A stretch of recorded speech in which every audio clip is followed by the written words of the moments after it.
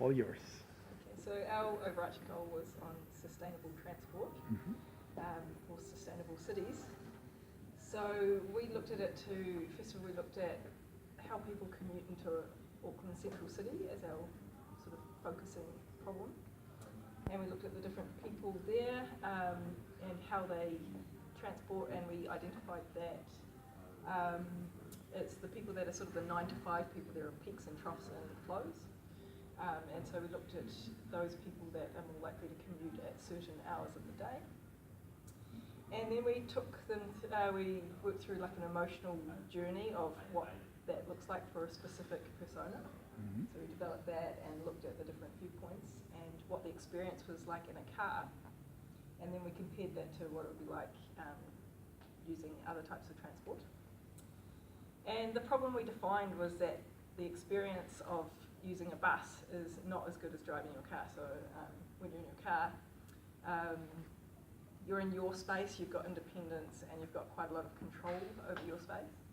Compared to in a bus, it's quite impersonal. You've got to go to where the bus is. And yeah, it's just not as pleasant an experience. It's basically not very enjoyable.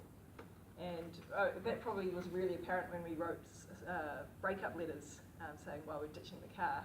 Could you read a couple of those? Those were really great. Do you have one there? Yeah, you can read that one out. Would you like to read this one? Yes, please. All right. Dear cars, I designed cities for you, I lobbied for you, I even got Euro magazines, but it's over. Let's be honest here, it never could have worked for us. You take up too much space, you barely even try to be eco-friendly, and you can be a real hassle to have around. Plus, you don't know how much time I spend worrying about you, paying for your accommodation and fuel, and buying you new things when you aren't working. Don't get me wrong, we've had some good times together, long cruises when I have a break, a zen moment before the morning rush. You used to represent so much to me, stability, adulthood, independence. But these days, it just seems childish, like we're chasing after something that's unsustainable. I'm sorry, cars. I really tried to make it work.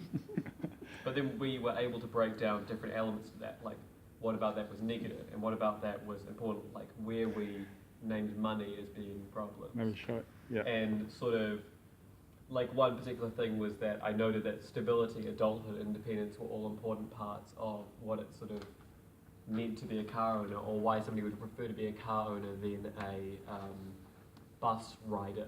Is there a term for that? A bus passenger? Yeah. Bus rider's good. And we have another one for There are no more letters.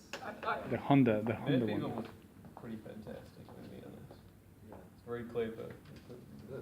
Basically, we took all of the letters and we took all of those analysis of the letters and we compared them, and we found that there were overlapping patterns in terms of what Patrick mentioned about the independence and adulthood and the problem with money and sustainability. So we kind of took those and addressed those ideas first and foremost and kind of try to figure out the problem solution from there.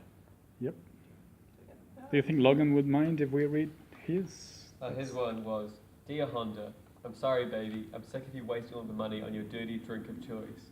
We have had good times and bad times together. As much as I've enjoyed our trips away together, you've become a little too high maintenance with your registrations, breakdowns, and in general moody nature. I've recently met a few other types of transportation which have really caught my eye. I never wanted to be unfaithful to you, but those new bike lanes really get me going.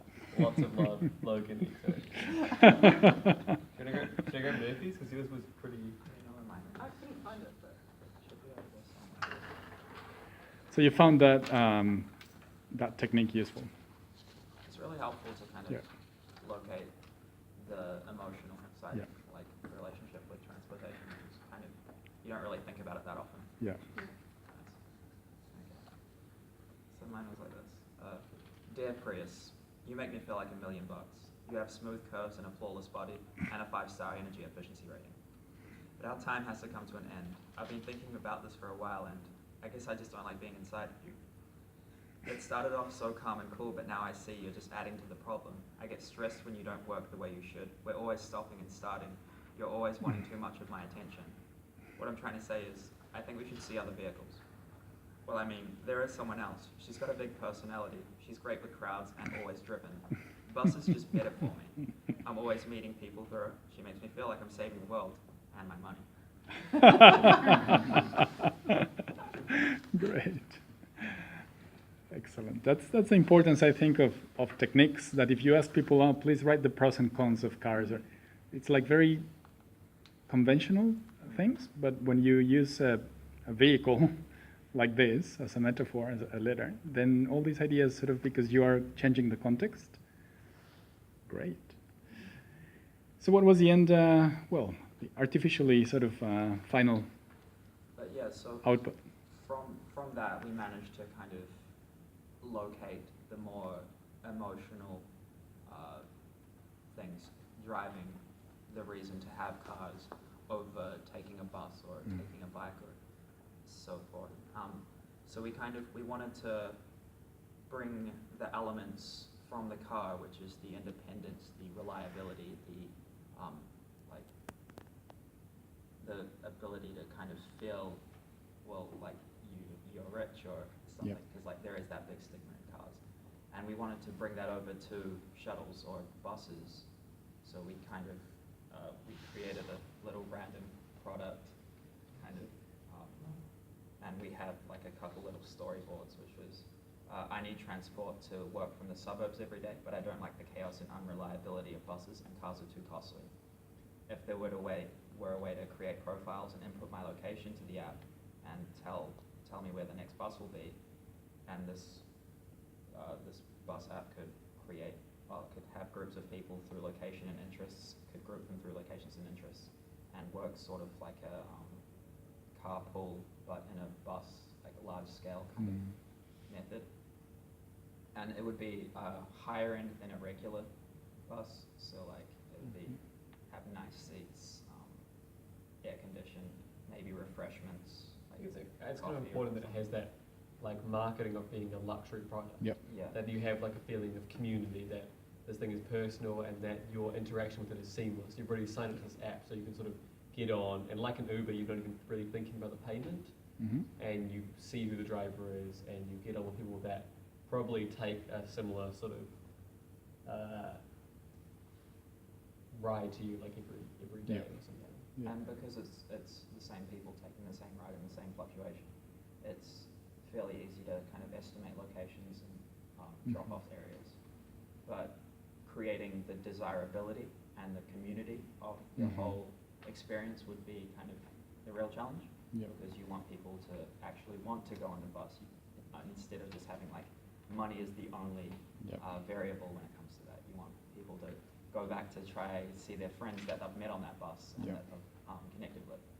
And so like we were thinking of ideas like we could have soundtracks on the bus based on people who are on the buses, SoundClouds and Spotify's, and friend groups can be formed to have lots of groups of friends, lots of friends of yours get onto the same bus at the same time.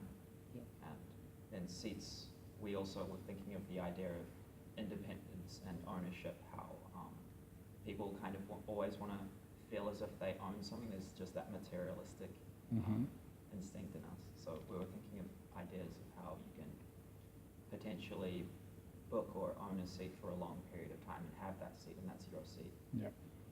But yeah, that was the kind of... Well, these days you could even think of like Pokemons that are only available in public transport. Yeah, definitely. Just like other methods of creating desirability and like reinforcing that experience and making it really nice. And personalising it also, so that, I mean, a bus route is typically quite a rigid route. And this, because you're building up like knowledge of where people are going, that the bus stops can actually change. There's no reason for them to always be in the same